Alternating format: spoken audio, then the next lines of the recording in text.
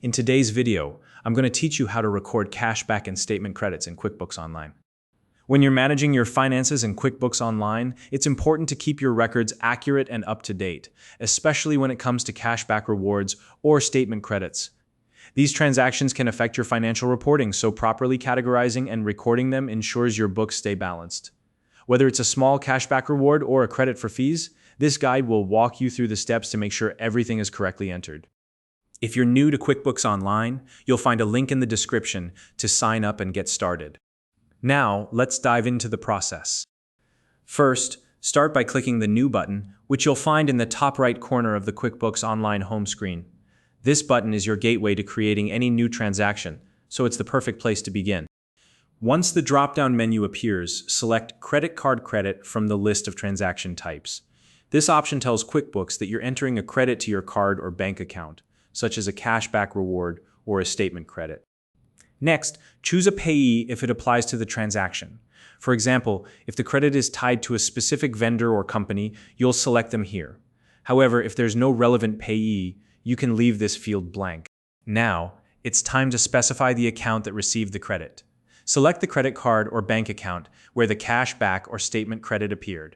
This ensures the credit is applied to the right account in your records. After that, enter the date of the credit. This should match the date the credit appeared on your bank or card statement. Accurate dating is important for keeping your records aligned with your financial statements. For the category or account field on the line item, you'll need to select Other Portfolio Income. This categorization allows QuickBooks to recognize the transaction as income from a source like cashback rewards, making it easier to track later. Then, add a description for the credit. This could be something like cashback rewards for March or statement credit for fees. A clear description helps you or anyone reviewing your records understand the purpose of the transaction at a glance. Next, type in the amount of the credit as a positive number. Whether it's a small or large amount, always enter it as a positive value, so QuickBooks processes it correctly.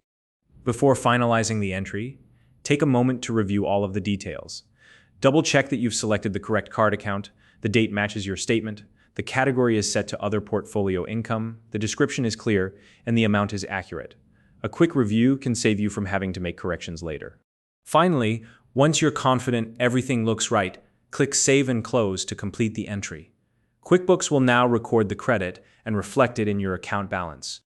And that's it. You've successfully recorded your cashback or statement credit in QuickBooks Online. If you found this video helpful, please like and subscribe.